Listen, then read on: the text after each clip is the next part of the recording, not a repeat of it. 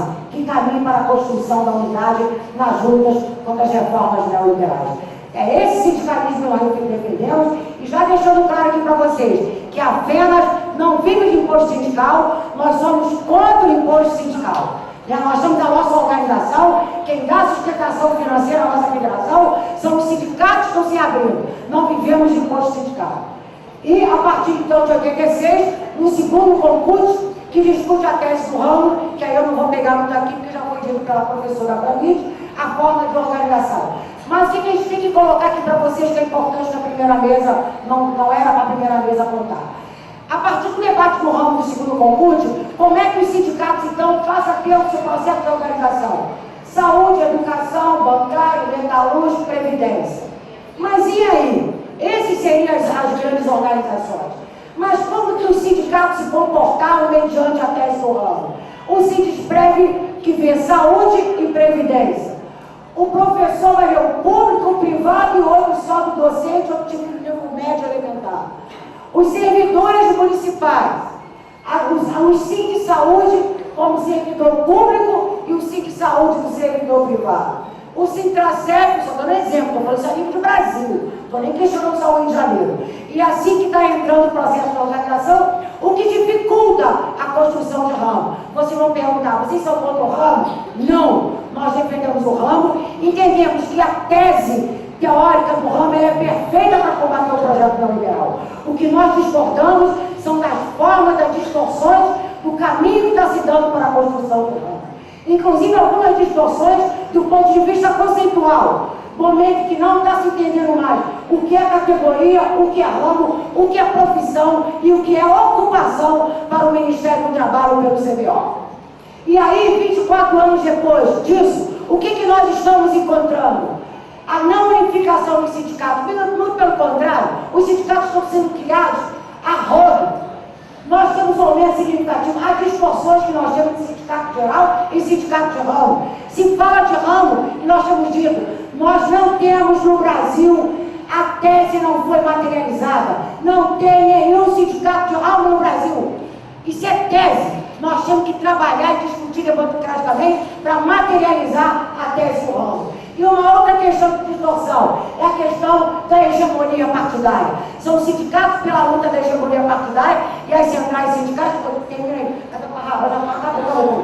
Então, o que nós temos que discutir é como vem sendo dada a luta política dos sindicatos. Esse é o debate que nós temos que fazer. E também dizer para vocês que o que está posto nisso daí é a questão da consciência. Vamos lá. A consciência profissional é a última. É a questão da consciência profissional e a consciência de classe. Gente, isso aqui é a última lança praticamente. Mas a gente tem que pensar sobre isso, temos que dialogar sobre isso. Consciência profissional. Hã? Não, esse é depois. Esse é o último. Não, vai passar cá. Não, deixa lá. Eu já vou terminar. A questão da consciência é o seguinte: o que adianta a gente discutir? Se eu sou nutricionista, se eu sou assistente social do Banco Bradesco, eu vou falar, onde eu trabalho onde? Eu sou assistente social do Bradesco. Se ele é médico do metalúrgico, mas eu não sou metalúrgico, eu sou médico do tal lugar. Isso é a diferença de consciência profissional e consciência de classe. Porque, infelizmente, nós defendemos a consciência de classe. Mas os trabalhadores, de modo geral, eles já estão atrelados na consciência profissional. Nós vamos ter que ir para o debate, já estou aqui suave. Né? E para finalizar, dizer para vocês o seguinte, que lendo os anais, criando polêmica, sem criar polêmica, mas já criando polêmica, lendo os anais do 36º Encontro Nacional Sequestrado no Rio Grande do Norte, o Ivan Martins Pinheiro, entre outras questões, mesmo reconhecendo a luta da nossa categoria, a vanguarda, e eu respeito muito todos os companheiros anos, tudo que nós já vivemos, mas ele coloca algo que eu trouxe para a gente refletir. Vocês, assistentes sociais, vão também ter que encontrar uma mediação. Ele disse claro no CFES, porque o Conselho, CFES, não pode ser um instrumento de luta. Ele é um instrumento de regulação. E nós temos que estar fazendo esse debate, que por mais que a gente seja vanguarda, nós temos que saber quem tem que fazer esse debate. E para finalizar, trazer para vocês, infelizmente de uma forma muito corrida, que nunca duvidem da nossa capacidade de luta. Muito obrigada e desculpa por isso.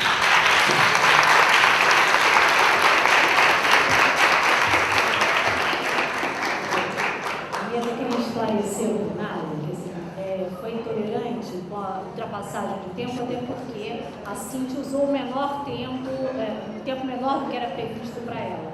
A mesa também está interessada na disposição da Margarete, mas precisa ser firme na colocação da mesa, porque nós temos ainda 2 outras convidadas, com 15 minutos para cada, e estamos interessados em abrir o debate para o plenário, e a regulação do tempo do auditório não está na nossa gerência.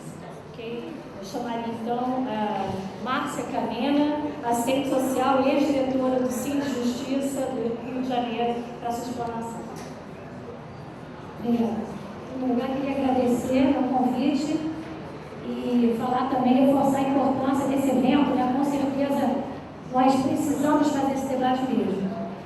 Queria primeiro situar que eu sou assistente social do Tribunal de Justiça do Estado do Rio de Janeiro há 12 anos, um pouco mais de 12 anos. Fui diretora do Cine Justiça na gestão passada, durante 3 anos, e atualmente sou delegada sindical de Niterói, quer dizer, continuo na militância. Em primeiro lugar, eu queria situar, se já foi muito colocado hoje aqui, mas é importante, que a gente entende que o papel do partido é organizar a classe toda no sentido da transformação, da revolução, né? E até antes que eu esqueci de colocar, quer dizer, eu sou também organizada politicamente, participo de um coletivo chamado Reais Socialista Coletivo Fundador. E aí a gente ressalta a importância da organização partidária, né? Mas qual é a diferença que a gente tem do sindicato? O sindicato, qualquer sindicato, sempre terá o caráter corporativista, ou seja, ele irá representar um determinado segmento, defendendo os direitos trabalhistas. Mas a gente entende que não é só isso. O sindicato tem um papel importante na formação política dos trabalhadores, na questão da construção da consciência de classe. Então, o sindicato, para nós, não é só um espaço de luta econômica, mas sim também de formação e de construção da solidariedade de classe. Por isso, a gente não pode entender o sindicato meramente como um espaço apenas de luta econômica e corporativista. Agora, o que a gente entende, que concepção sindical a gente pensa quando a gente está falando aqui de sindicato?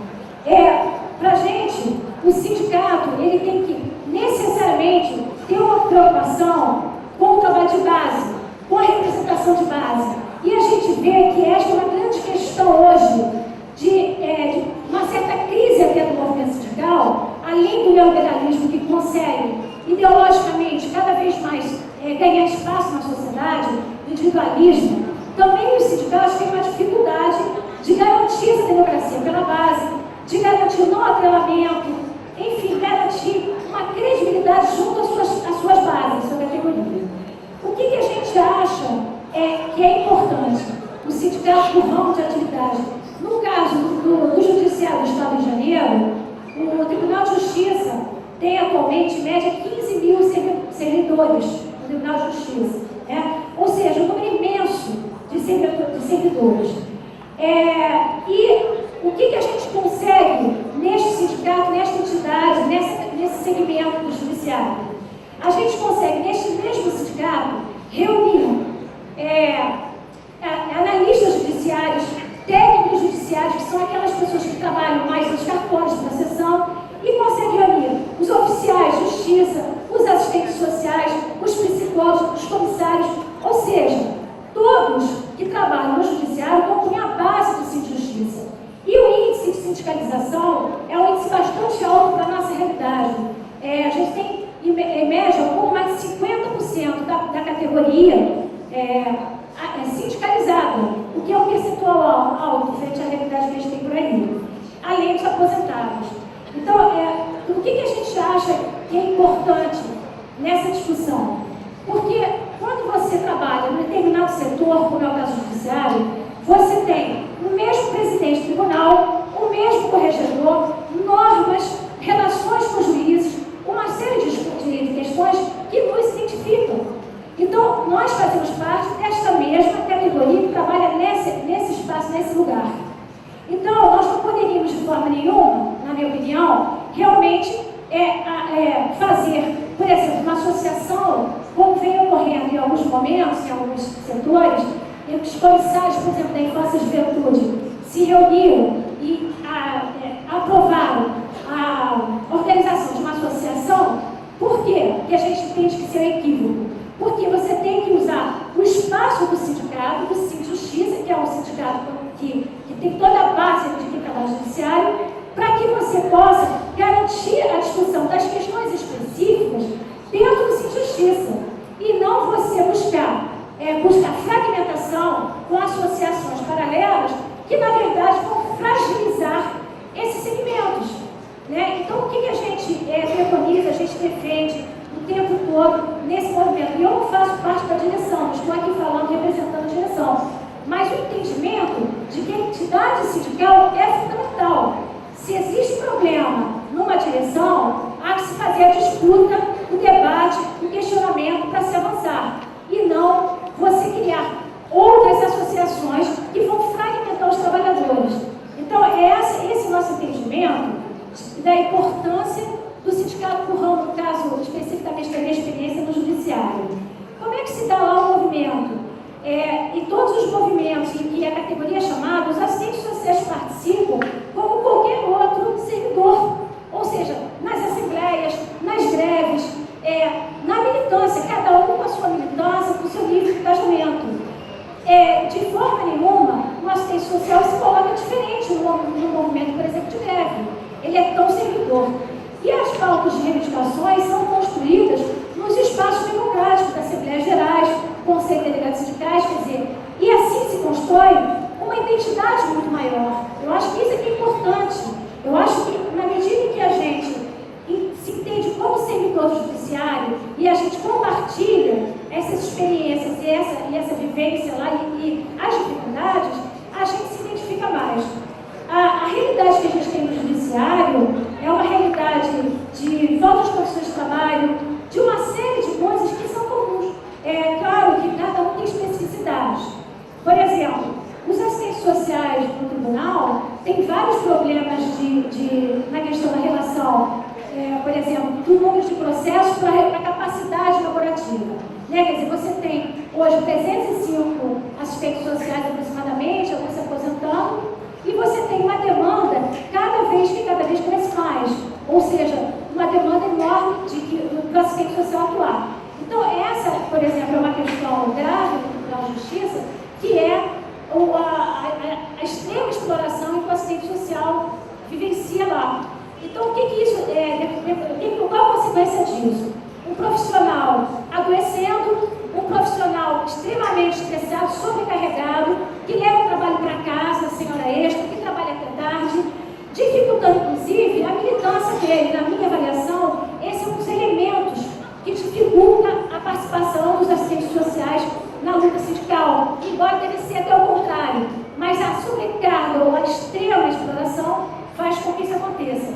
E o que eu noto é que, na questão do projeto ético-político que nós construímos ao longo dos anos, e no nosso código de ética, essa proposta do ramo, quer dizer, essa questão da gente estar organizado no sindicato como Sinjustiça, tem uma relação direta com o nosso projeto ético-político, que é exatamente essa compreensão da luta dos trabalhadores, da luta de classes mesmo, não uma questão, o sindicato do ramo, no nosso caso Sinjustiça, consegue, na minha opinião, combater um pouco aquele corporativismo que é muito forte na gente, né? Daquela questão, isso é meu, esse problema não é meu. Então, a gente consegue lá ter uma visão muito mais ampla de toda a realidade judiciária. E mais, pelo fato de nós sermos assistentes sociais, quer dizer, pela nossa formação, pelo nosso engajamento, pela nossa visão, eu acho que nós, assistentes sociais, temos muito a contribuir na própria luta sindical.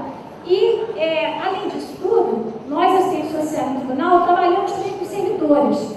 Ou seja, nós conhecemos, na minha avaliação, melhor do que ninguém, esse lugar, a situação que passa o servidor da justiça.